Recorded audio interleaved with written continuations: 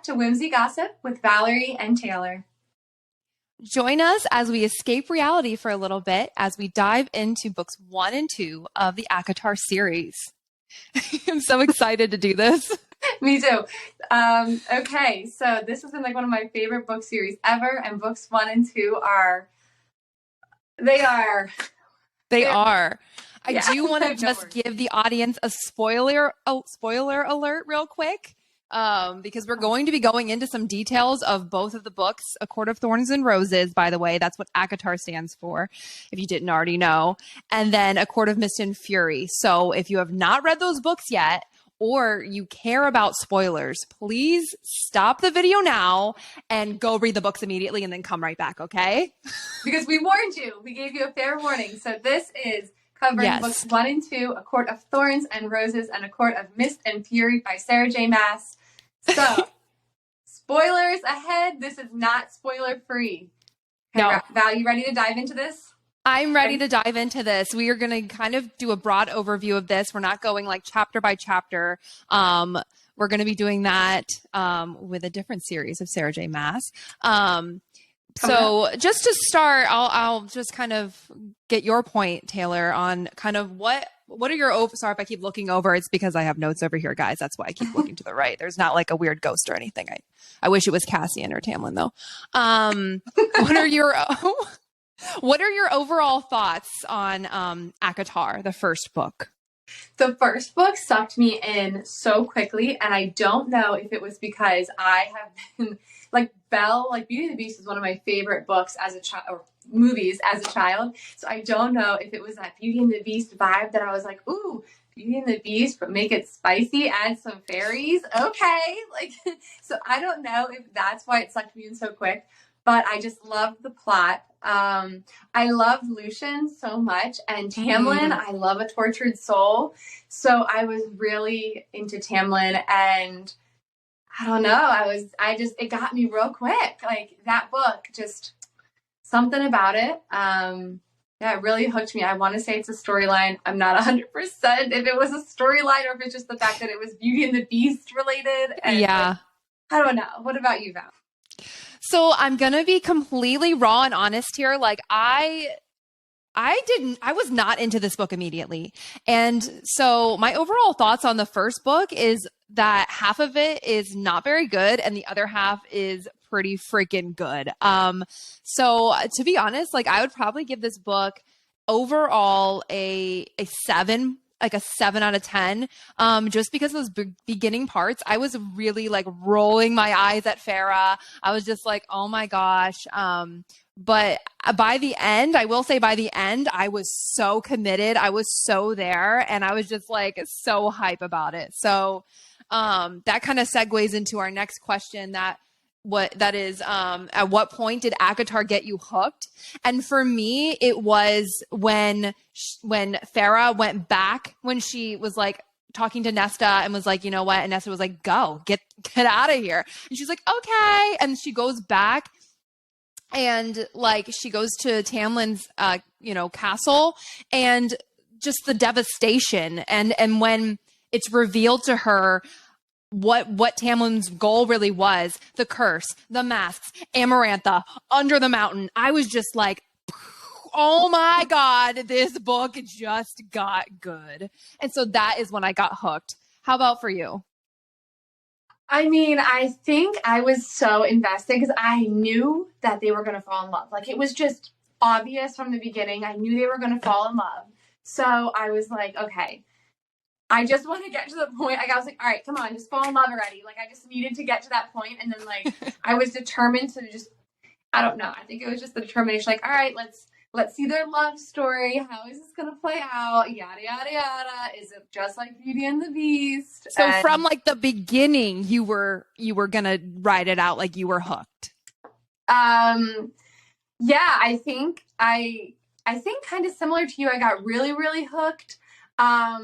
Because I wanted to know what the blight was. That was really to me. I was like, what is this blight? Like, what are you talking about? That doesn't make any sense.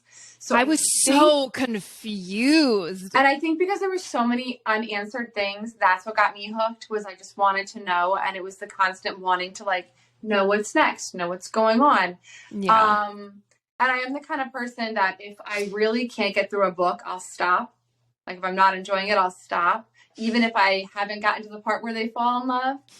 But I have to say, like I was pretty hooked early on. I can't remember the exact moment, but I just remember reading it Yeah. and being like, okay, this is actually pretty good. And My if you see me like recommendation. looking over in this direction, my dogs are over here. I have 3 dogs, so I just wanted Fun to give you all a facts, heads Taylor up. has 3 dogs. I have 1. I have 3 dogs. So there's a lot going on over in this corner. So if you see me keep looking, I'm just trying to make sure they're not destroying the entire house. Love that. I kicked mine out of the room. They're not in here at all, but I'm definitely like anticipating somebody's going to be whining at the door during this podcast. Yeah, probably. Probably, but I'm like, you know what? Steve, my cat, his name is Steve. She's a girl named Steve, and she was like crawling all over me when I was like before we started filming, and I'm just like, I love you, Steve, but like not today, right not this episode, maybe a different episode. You can make a cameo. But back to the topic at hand, I was going to say that when I'm recommending ACOTAR to people, I tell them just based on my personal experience, I was like, just get halfway through the first book and you are done. You are there. Like, I know that some people are like, just watch the first 3 seasons and then you'll get hooked. It's like, it takes half the book for me. Like that, you just need to give it at least 50%. And if you are not hooked on ACOTAR after that second half of the book, then you're crazy. One, I don't agree with you. we are judging you completely, but like also doesn't make sense. But yeah, again, if you're not hooked by the second half of the, like once the second half picks up after she finds out about the blight and everything, then then I guess when Tamlin unsubscribe. says I don't know. Like I think that's when you get hooked. Yeah, when you find out, because honestly, like the beginning part is just so, it's kind of slow moving for me, and like I just don't understand what's going on. Like the blight is really weird, and now it all makes sense. Like once the twist happens, you're like, oh, that makes sense now. But like at first, you're just so confused, and so I don't know. That's kind of, but that's where I got hooked. So, any other thoughts on that? I think that's it. I don't know. Yeah.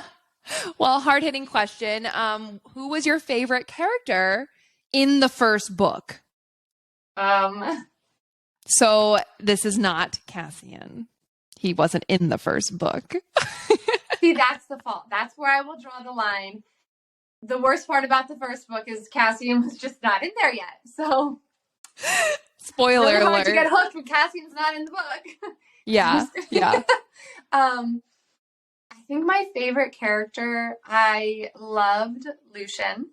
I mean, I know everyone should be saying like, I love Tamlin, but like Tamlin was the obvious answer that I feel like everyone was going to say they loved, where I loved Lucian because I thought he was like so troubled, and I wanted to know like why he genuinely hated Feyre, because I understand like his friend died and Feyre killed his friend. So I get that. Yeah. But like, I love that they had like this weird witty banter back and forth. And then when Alice said something along the lines of like, oh, well, Lucian could use someone to put him in his place kind of thing. Pretty sure she said something like that. Yeah. I knew I was going to like Lucian, and I was like, oh, he's going to be a good one for banter. And I don't know. I kind of loved that. So I think that's why I love Lucian. And he seemed to always, no matter what, be there for Feyre and like wanted her best interest at heart. Like she wanted to leave, and also he hated her. So he was like, yeah, sure, I'll help you leave. Like, I'll get you out of here. Like, I don't know. I love Lucian. I definitely think it's a tie. It's a toss up between Lucian and Tamlin, obviously. Tamlin in the first book is he's just unreal. Like, I just love him so much. And like, I think people really do forget the whole point of like, he had to continue to send his friends, his comrades out into the human world over and over and over again, just to try to save his court and from Amarantha, and try to win and break her curse. And like the sacrifices that those people, they willingly went to go sacrifice themselves for the spring court and for, you know, Prithian in general. And like, they forget like how much for 50 years, like weighing and weighing on this man. And I just think there's just so many good qualities in the first book that I think a lot of people forget. And I definitely loved him a lot. And it just broke my freaking heart when he, you know, said he loved her and she didn't say it back. And I know. Left. I was so mad at her. I was like, Feyre, girl. I have a question though for you. Yes. To kind of piggyback off of that. Do you think in the first book that Tamlin genuinely fell in love with Feyre? Oh, I 100% think he fell in love with Feyre. Like 100%.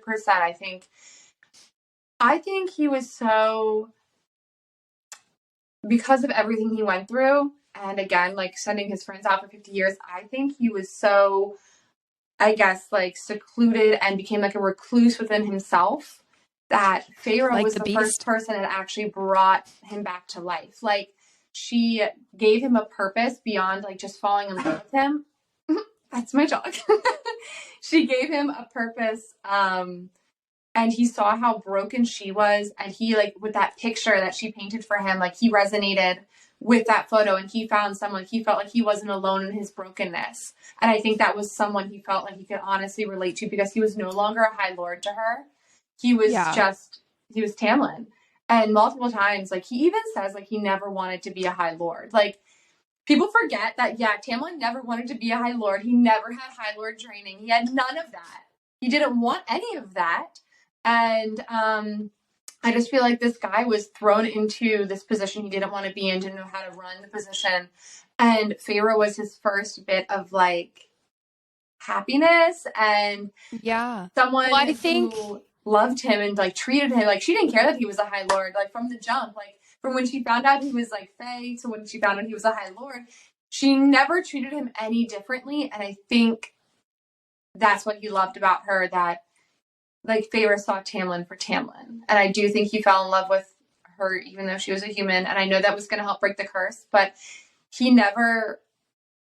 Well, I think I think, so that's what my thing is. Like, now that thinking about it again, he would not have sent her away 3 days before if he didn't genuinely love her. And he was like, you know what?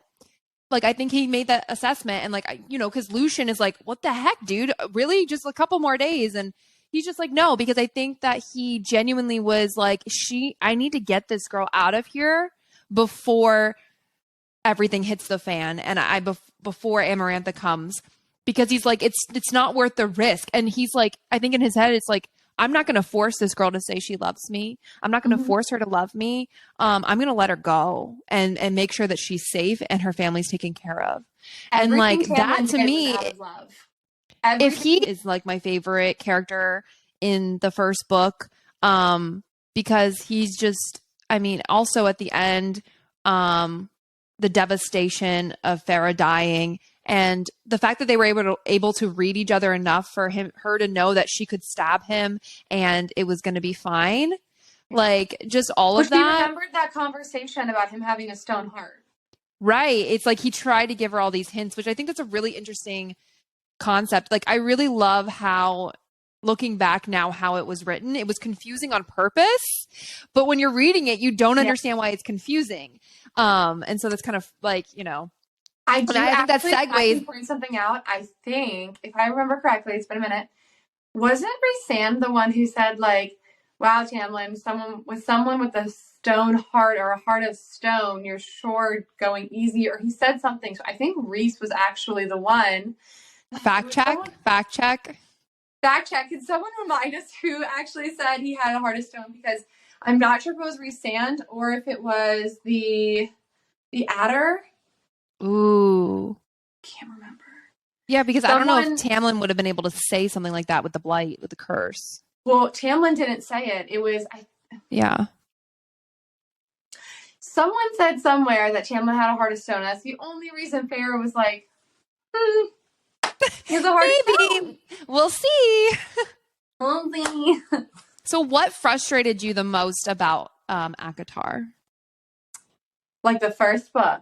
The first book only. What frustrated you the most? The most. What frustrated me the most about the first book, I think, was Feyre was so stubborn. I wanted to like shake her. I was like, girl, this is gonna be where you spend the rest of your life, being a mean and just, I don't know. I guess I love the movie Beauty and the Beast, and I don't know. I just love that so much that I'm over here just like, come on, he's not bad. He's a really attractive fairy. So like, come on, like, what's the problem here? Why do you hate him? He's being so nice to you. He's doing all these nice things. So I think it bothered me how long it took for her to warm up to him, which I guess in hindsight, the fae and fairies are actually quite evil. So I'm sure she had a lot of like hesitation. So, I mean, maybe good on her. I think if I were in her shoes, maybe I would have ended up dead a lot earlier because I'm over here just like, oh, I'll trust you. Beautiful castle, fairies, magic. Say less. This is great. I don't know, maybe not. I don't know. But I think what just bothered me was, I guess, her reluctance. And also what irks me just a teeny bit, and this is, I might get so much hate for this. I hate. That's what we're all about. So spill it, Taylor. Spill the high fae tea for us. What do you have to say? When female leads are sometimes always just magically good at all the things. Yeah. Kind of bothers me just a little. And while Feyre does have to work later on in the book, but like she has this magical ability to like snare Thuriel. Like, yeah, what is that? And that makes no sense. That's frustrating. Yeah, no one, and I just don't understand. I'm like, she's a human. And then she goes and the Naga, she goes and she's able to like kill one of the Naga, and again she's just a human, and I'm like, right, no, I get it's like part of the wonder of the book, and it's more or less like, oh well, you know, it makes her different, and she's a different girl, and this is why he falls in love with her, why everyone's in love with her, because she's so different. But at the same time, I'm like, but that's overplayed. It is a little overplayed, and also like her fierceness and like I can, you know, and it's like, honey, no, you would die. Like you would die. Like you're a human. Exactly. Yeah. So that's what bothered me. I think honestly, I really do agree with you, and maybe that's why we're best friends. But I agree. Like Feyre was the most frustrating part of her own book. Like she was so annoying, and like, yeah, I was getting so frustrated with her head in the beginning of the book, where she was just like being so annoying about the high fae. Like, oh, what was me? I have good, beautiful meals now and lovely clothes, and I'm like. Okay, girl. But in fairness to that, like she was worried about her family. Yes, I'll give her that. Like she was very concerned. That wasn't annoying. It was just complaining about other things. Obviously, her worrying about her family was not annoying at all. And obviously, Tamlin didn't tell her like that he had set them up at that point. But I just felt like, I just thought her mind. I mean, but it makes sense because I had to keep thinking. Like my coworker who got me into the book to start with.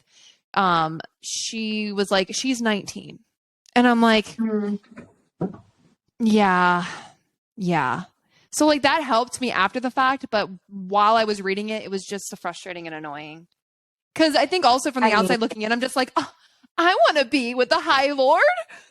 You ungrateful swine. It's just like, obviously that's not how it is in the book. But like to us, it's just like, I would love to be with Tamlin and Lucian and high fae and all of this, and just like the magic of it all was like really appealing to me. So and then like the fact that she just could do all these things, I did roll my eyes a little bit at that.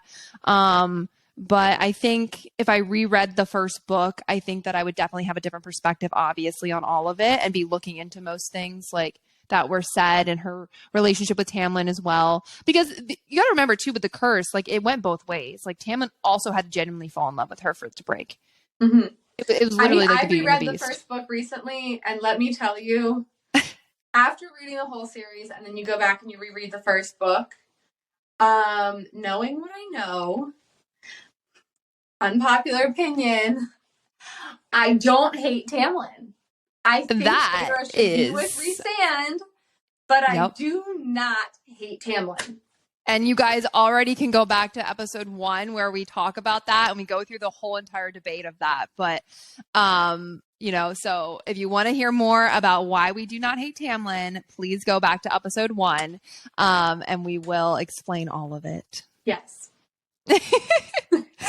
Okay, so what was okay, so we kind of already touched on this a little bit, but one of the questions was, what was your impression of Farrah at the start of the book versus the end of the book? And so I think clearly I can just say, like, at the beginning of the book, I thought she was annoying, wasn't a huge fan of her, but by the end of the book, I was like, okay, she's bad, she's good, like, I like her, she's still kind of annoying, but like I can get down with Farrah now by the end of the book. How about you? Yeah, I think I agree. In the beginning of the book, I was like, gosh, this girl is stubborn. But I understand she went through so much, and I get it. And I'm sure in her shoes, I would be just as stubborn and difficult and all that stuff. Like, so I get that. And I feel like, again, if I was in her shoes, I would probably be the same. Yeah, exactly. But towards the end of the book, I did like her a little more. I was like, yes, go back for your High Lord. Go back for him. Good job. And I loved her relationship with Alice. I loved her compassion, and we really got to see her compassion with Blue Fairy when his wings were cut off by Amarantha. Yes, what a scene. Seeing her compassion there, along with Tamlin's, and how I work in the medical field, and there are times where you are with someone who is dying, and you know very well that they are dying, and there is nothing that can be done.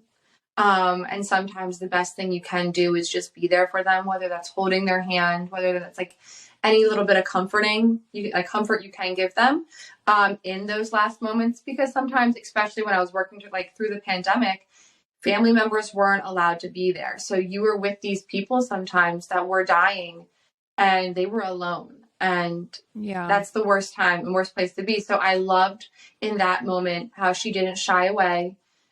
She went right up to him, bloodied wings and everything, and she just held his hand, and she was just promising him, like, you'll get your wings back, like, whether it be on the other side or whatnot. I think that was my turning point where I was like, all right, I really like this girl. Like, I can relate to her. I have a lot of respect for her because that's never something easy to do. So I feel like in that moment, I gained a lot of respect for Feyre, and that's when I think she won me over, which I know took a lot of the book to happen. But I think in that moment is when I was like, okay, all right, Feyre, you're cool. I think that's a great moment in the book where you really get to see the hearts of Feyre and Tam, and it is beautiful. So no, I definitely had a lot of respect for her as well, and her heart. I mean, she's got a good. Besides book 2, which we'll get to in just a second. So one last question to round out the book 1 talk, which we can always go back to book 1. It does, this doesn't have to be the end all be all book 1, but this is just a quick, kind of our thoughts on these things. What do you feel was the most shocking moment in book 1? Ooh, I probably should have read these questions before we got on this podcast, because I'm over here like, what was this? Like, let me just come up with these answers. Well, I did send you the outlines. You did. I had a hectic day today, so that's completely on me. It's okay. I forgive you. I can go if you want me to go first. You go first, and then I'll go. Okay, so I kind of have 2 answers, honestly, for this one. First, most shocking moment where I literally dropped everything and called my friend at the time before I knew Taylor was reading the book. I had read it actually before her, fun fact. And then she sent me a Snapchat like 2 months later, like, Val, you have to read this book. It's like Beauty and the Beast. And I'm like, girl, I'm on book 5. So I literally dropped everything and called my friend Dom, and I was just like, it was when she came back and Alice started telling her about everything, and I was like, oh, shook. Oh my God, I can't believe this is happening. But then the other most shocking moment for me was when she's killing the three fairies, and she actually kills them. And then also like when like Tamlin is the third fairy. Honestly, people are probably like, you didn't see that coming. I didn't. And I honestly didn't think she was going to actually murder two fairies. Like, what? Yeah, I will say that was really shocking.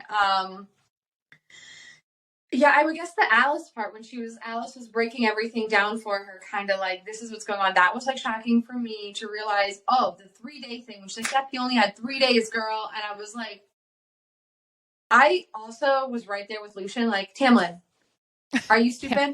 But I understand he was doing it because he loved her. Da, da, da, da, da, da.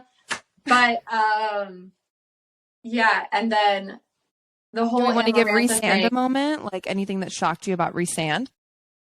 Okay, I did not like him. I thought he was a pompous, you know what? Pompous asshole. I'll just say it.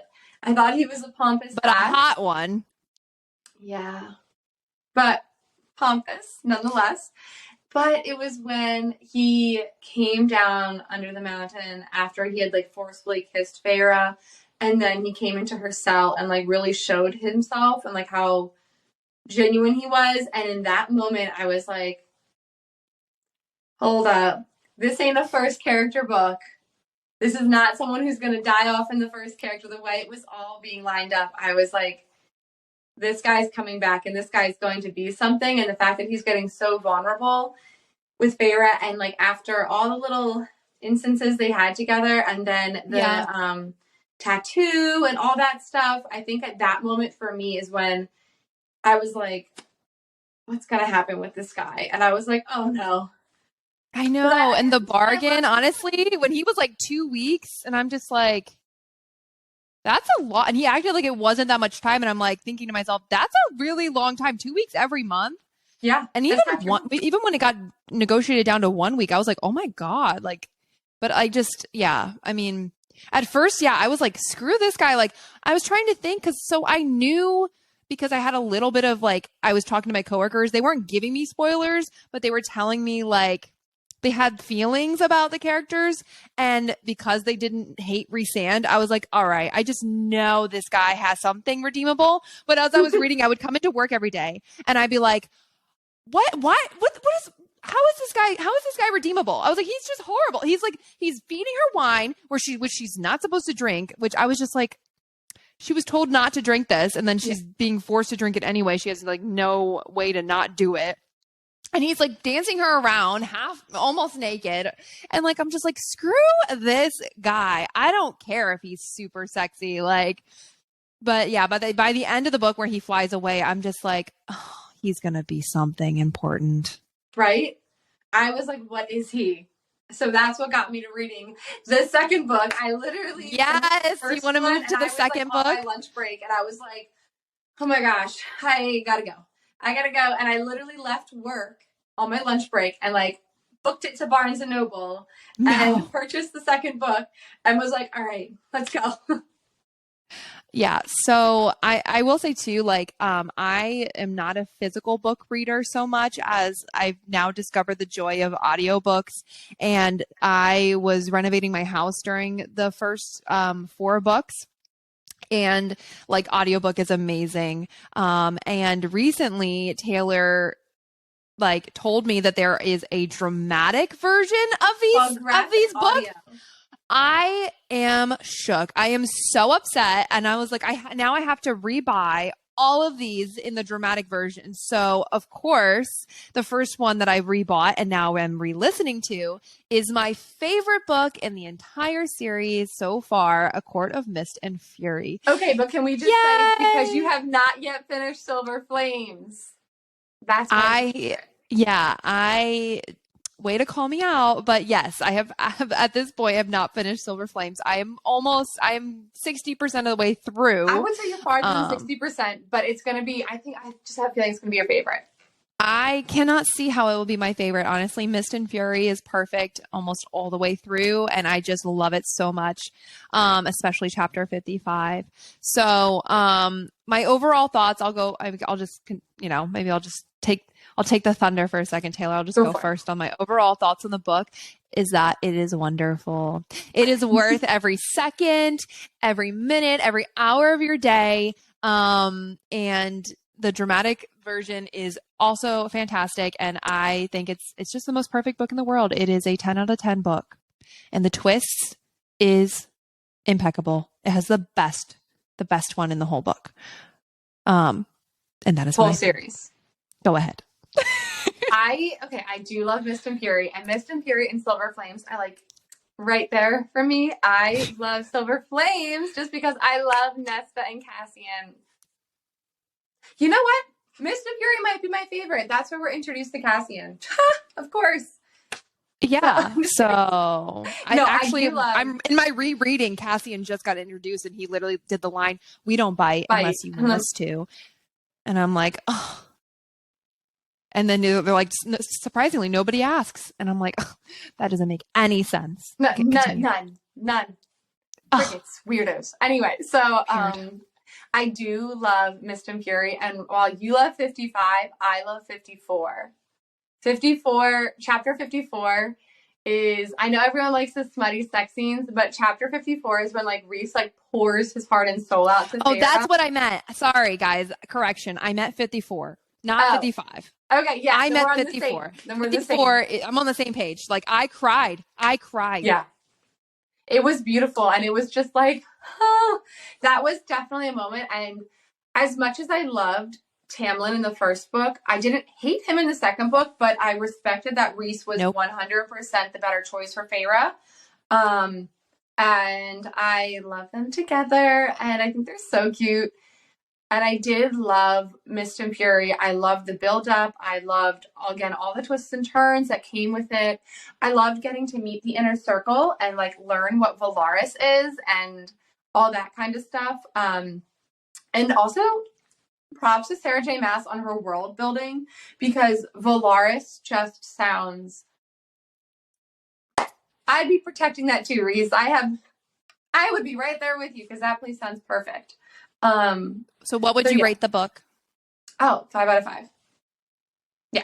So you did 5 out of 5. I did 10 out of 10. Well, 100 out of 100, 1,000 out of 1,000. It's just perfect. 5 stars, 17 stars. Yeah, I would say in the ACOTAR series, like book 1, 4 out of 5. Book 2, 5 out of 5. Book 3 was also really good. You gotta wait for the next episode to get... Yeah. For when we do books 3 and 4, or 3, 4, and 5. Okay, so kind of a leading question. I obviously wrote these questions because I have a bias. Do you think that they transitioned to Rhysand too quickly? I would say I think it went really quick.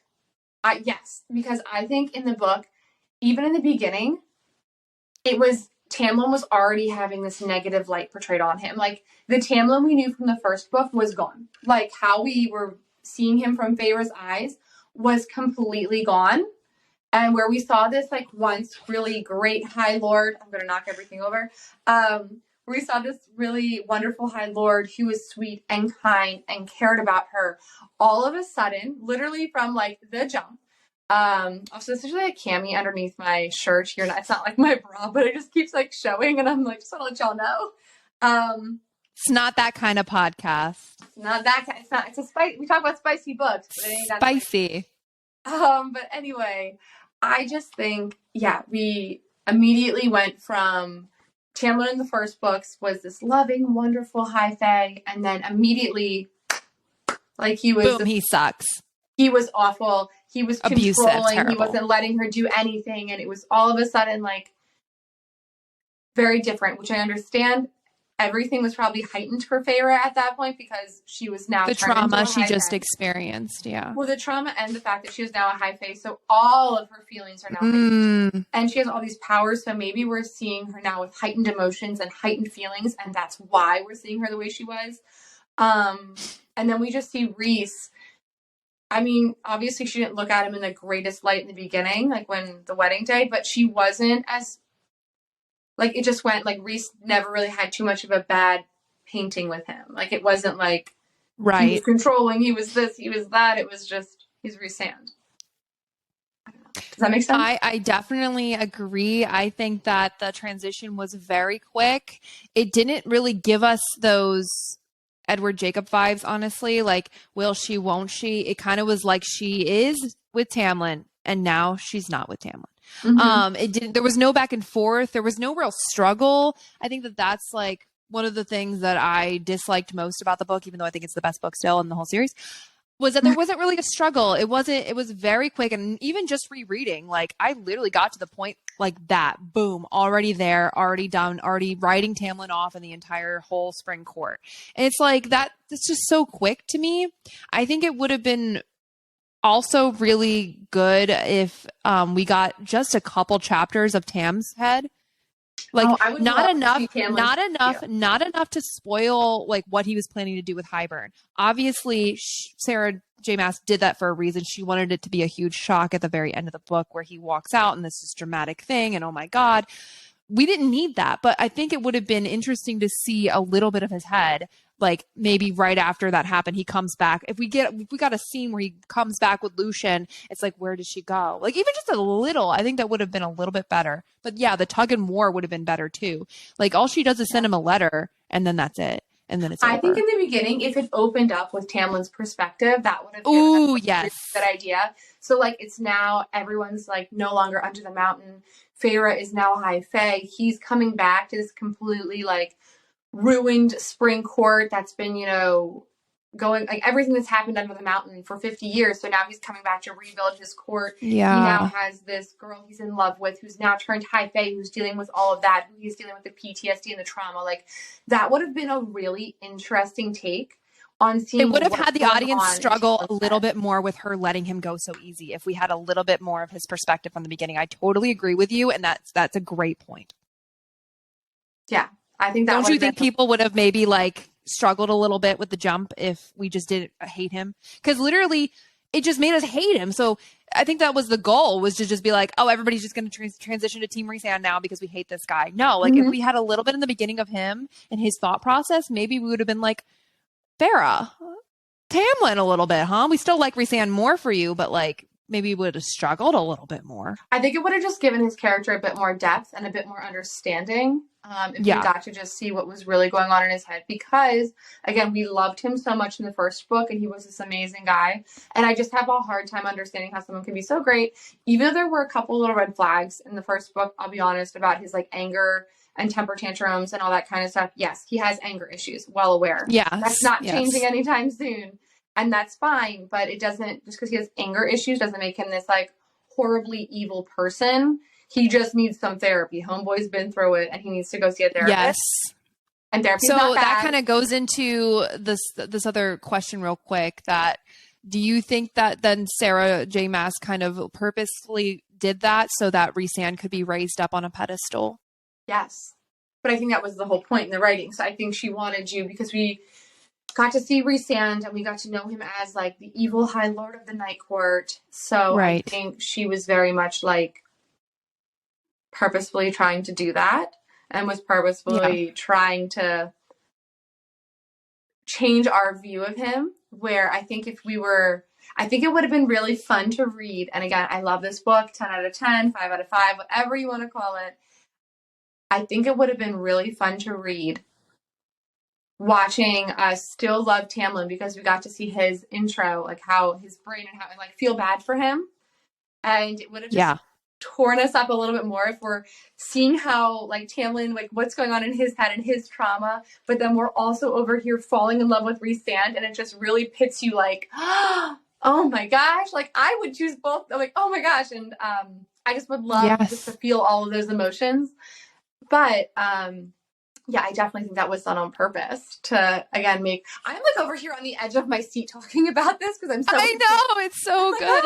This book is so good, guys. You need to read everything. I like went from like lounging and being comfortable to like I know. on the edge of my seat, really getting into these conversations. Like, it's the progression for me. let me just get back. Yeah. So who was your favorite character in A Court of Mist and Fury? I don't think that this needs a very long answer from you. Cassian. But was he your favorite in Mist and Fury, though? Before you read on, though? Be honest. Who was your favorite before you read on? Okay, before. You can't just have, it's not an overall favorite. This is a favorite in A Court of Mist and Fury. Will always be the Illyrian general. That is always going to be my heart, my soul, my man. Love you forever, Cassian. But I guess my favorite character in Book 2.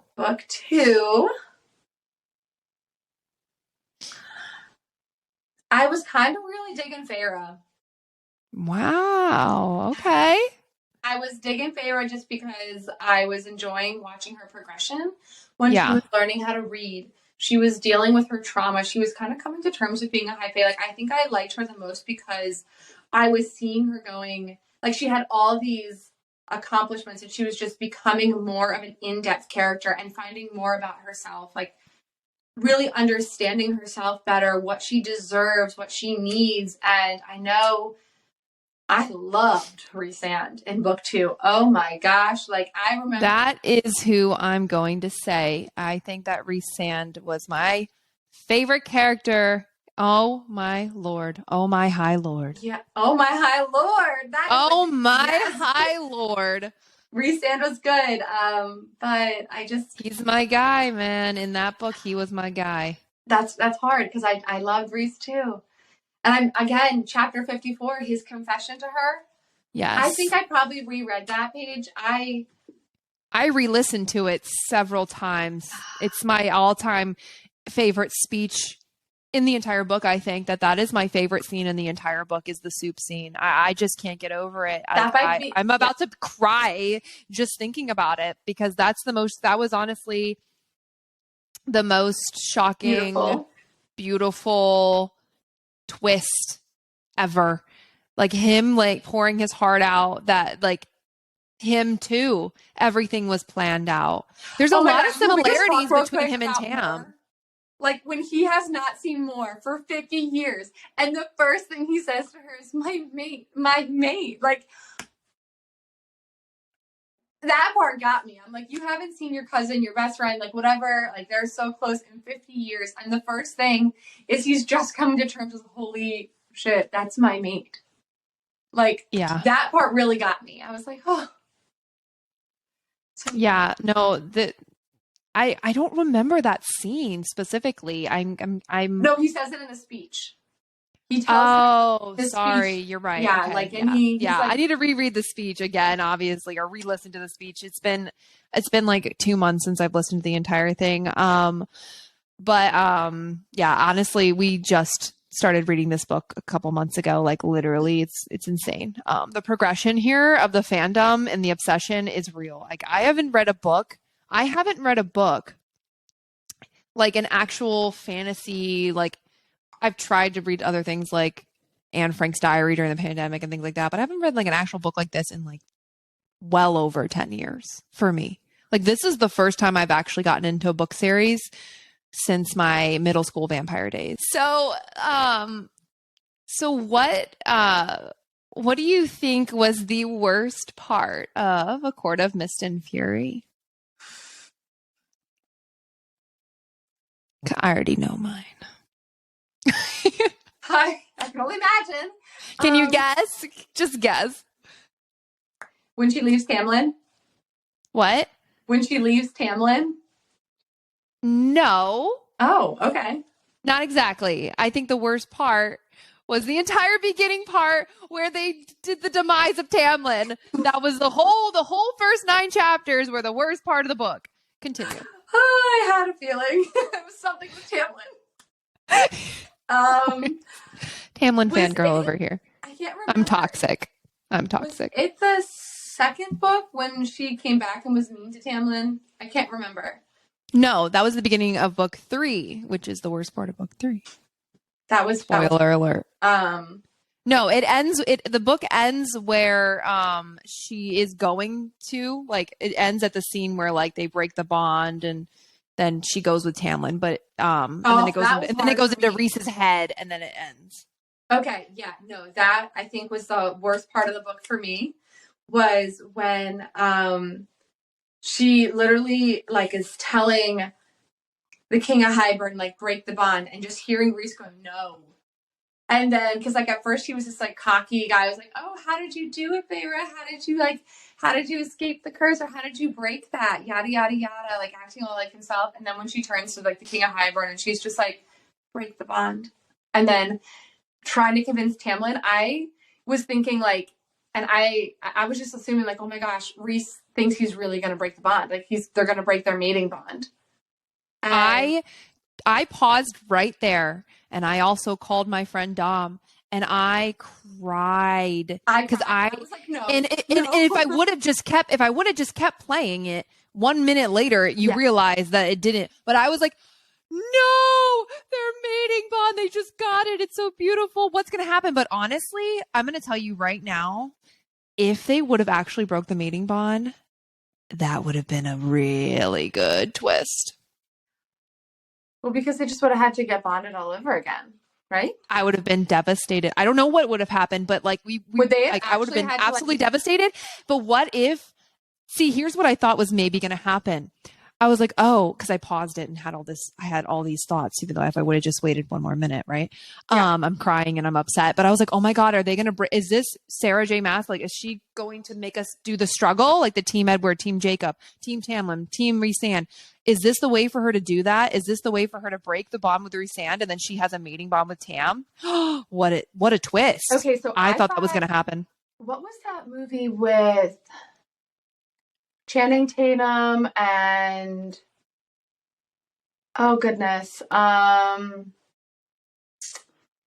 actress from The Notebook. What's her name? Oh my God. Anyway, that movie where she forgets who her husband is. Yeah. So I was convinced when they were saying that, I'm sitting here like curled up in a ball reading. Like I was also crying. I was like, don't break the bond. I was like, Feyre, you idiot, don't break the mating bond. Like, I don't know. So it was that movie with Rachel McAdams and Channing Tatum, and I thought we were gonna have something similar where she was gonna have like no memory or no bond with Reese anymore. And That's good. right? And that what would have happened would have been is she would no longer have been a destined mate to Reese. Like they would no longer be mates and like destined cauldron blessed mates. And so she would have to organically then either fall in love with Tamlin or Rhysand. And it would have been that organic, like now we had to choose, and now we're gonna be sitting there biting our nails, like, oh my gosh, like is she gonna go back to her destined mate? Like, is love that strong now that there's no like or is she gonna cauldron? go to Tamlin? Yeah, like now there's like no cauldron blessed anything. There's no bond that snaps into place. There's no like weird attraction. Definitive choice. Yeah, well, like you don't. I mean, mates are not a definitive choice. Like you have to choose, but like there's no extra like. If I found out Rhysand was my mate. I mean, yeah, all of us would do that. But I was unsure if it was going to be more of a situation where it was like we were unsure if she was going to choose Tamlin or Rhysand because there was no like sparks that were magically made sparks. Like it was going to be just off of personality and all that stuff. And I understand that the mating bond, like we see with Elaine and Lucien, that just because there's a mating bond there doesn't mean it has to be there, and like it doesn't mean it's the end all be all for that relationship that you just. Spoiler alert for another episode we're gonna have. Oh, oops. No. I want them to know what's coming. Okay. But anyway, so I was really convinced like we were gonna have something like that going on. In my mind, I was just like curled up in a ball crying, like, oh my gosh, this is the worst thing. And then 2 seconds later, ta-da! Ta-da! It's all fine. I honestly think that would have been really interesting. I'm still happy with how like everything played out. Obviously, we'll talk about book 3. But like I definitely would like an alternate universe. Like Oh, that would be a really cool alternate universe fan fiction spinoff. yeah, to see like what would have happened if like What the would mating happen if it bond was really the mating bond, got right? broke and not just like their weird treaty bond thing. Yeah. Well, we only have one question left, and I think we've already Okay. answered this question. It's what was the best part of A Court of Mist and Fury, which I think we can both agree, chapter 54. And yes, and we were introduced to not Tam. Oh my gosh, introduced to Cassian in A Court of Mist and Freaking Fury. Cassian. I'm not gonna lie, like I didn't really care about Cassian and Azrael that much in book two. But they weren't. I mean, I don't know. I'm rereading it now. Maybe I'll look at it in a different light. But at first, I was just so focused on Rhysand and Farah that I was just like, whatever. Who are all these side characters? But I you know, knew of course, from they're the not side jump, characters now. like I knew Cassian. I was like, okay, even if this boy is a side or this man, excuse me, This man. if this man is a side character, his introduction to being like, it's okay, we don't bite unless you ask us to. I knew at that very moment, I was like, we're gonna get along. That's my man. That's my man. I knew Can I you was tell gonna she's a like him. Cassian girl, guys? Can you tell she's a Cassian girl? Can you tell? Can you tell I'm a Cassian girly? Yeah, I no. love that. I love that. That I knew at that moment. I was like, even if he's a side character, he's gonna somehow end up being my favorite character just because of his like, I don't know. I just loved him. Yeah. I just loved him. So overall, final thoughts on book 1 and 2. I loved it. I loved it, and I am so thankful to ACOTAR for so many reasons. One, for bringing me closer to people in general, and two, I was really big on Bookstagram back in like 2013 to like 2016, back when the Mortal Instruments books were like had just come out, and I was like really into reading them. And then around 2016, I decided to go back to school. And when I went back to school, I had to stop like reading for fun because I knew if I read for fun, I would not read my textbooks. So I had to completely, yeah, I had to completely stop reading. And that was really medical hard field for me. is no joke, guys. What? So medical field studying is no joke. Yeah. So it was really hard for me to not have an outlet to escape into like an alternate universe. And then I found myself, even after I graduated school, having a hard time finding a series that really like engulfed me and took me in and like had me on a chokehold like ACOTAR did. And because I read a couple books here and there. And what'd you say? Literal chokehold. Okay. Yeah. I'm sorry. Not that anyway, kind of podcast. Stop podcasting. Anyway, so I ended up I purchased ACOTAR a while ago. I had seen it on the shelves like a bestseller. I was like, all right, like I'll just keep it. And then we're in the process of moving, so ignore this background because again, we're moving and all this stuff is going on right now. And when I was pulling stuff out of my drawers the one day, I saw ACOTAR and I was like, oh, I should probably pick this back up. Like, let me just see. And I started reading it, and instantly this book just threw me back into the whirlwind and love of reading all over again.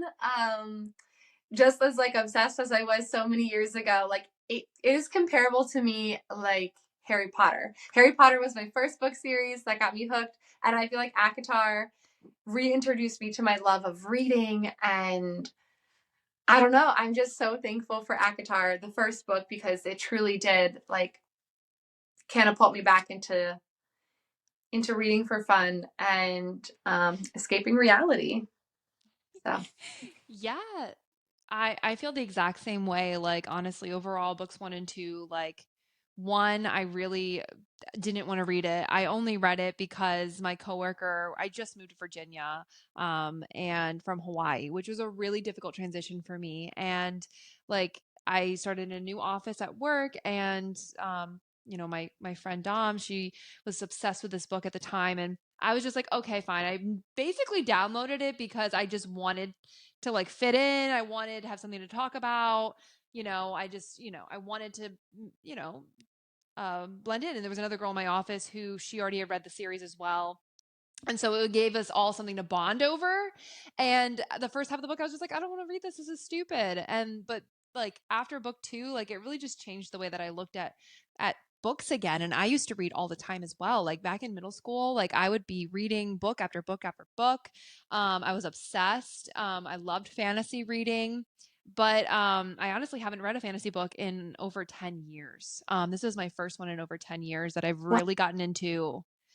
And I fell in love. I'm obsessed. I'm all about it. I'm all about it. And I totally cannot recommend enough these books, and especially Mist and Fury. That is the best book in the series. And yeah, overall, ACOTAR just got me back into reading and There's something reading, magical about right? it. Audiobook, right? I mean, reading, but yeah. So No, there is something it's magical about it. I really do think that there is something special about ACOTAR. I will say that. Like, there's it has no nothing to do with how attractive the men are.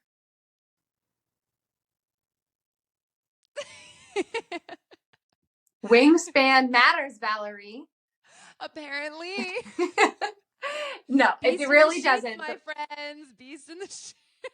So, I mean, I will say the plot really is a good, like, I tell people when I It's good. recommend it to them, I'm like, don't get me wrong. Like, here are three very, very valid reasons on why to read ACOTAR, aka the Bat Boys.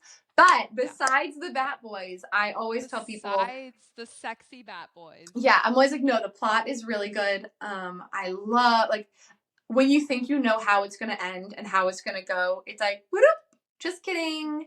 Yeah, And the I twists. really appreciated that. And I don't know. I recommended it to so many people, and it's really funny to see right now the friends I've recommended this series to, and I get their text messages, and they're going through all the emotions that I was going through, and I'm just like, oh my goodness, like I'm right there with you. My one friend was like, literally, we worked together, and she was working in the ER, and I was working in like another department, and we like one of our mutual coworkers comes over and she's over here crying about some blue fairy that died at work right now, and I'm like, oh my gosh, I know exactly what she's talking about. Like, let me go over and console her, because girl, I'll sit here and I will cry with I you. understand. I understand. Yeah, and it's just like this crazy roller coaster, and also the fandom and the people you meet through ACOTAR and the people we've met in general, and the relationships we're forming with people is just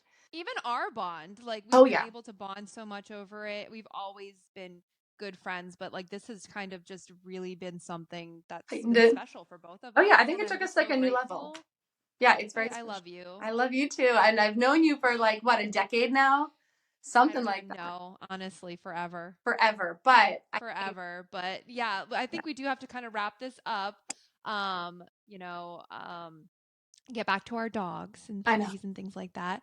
But you know, comment your thoughts below on like what are your answers to these questions? Do you agree with us? Do you wholeheartedly disagree with our opinions? Were we too controversial? I mean, are we toxic? Probably. Are we toxic? Because we like Tamlin and we don't hate him? Is there something wrong with us? Are we toxic? And also, like, are either one of these books your favorite one in the series? What is your favorite book in the series? Make sure you also subscribe to our YouTube channel, follow us on Spotify, Whimsy Gossip on TikTok and Instagram. And if this goes on YouTube, which I'm pretty sure it will, you can comment down there all of your opinions and your criticisms, and be kind.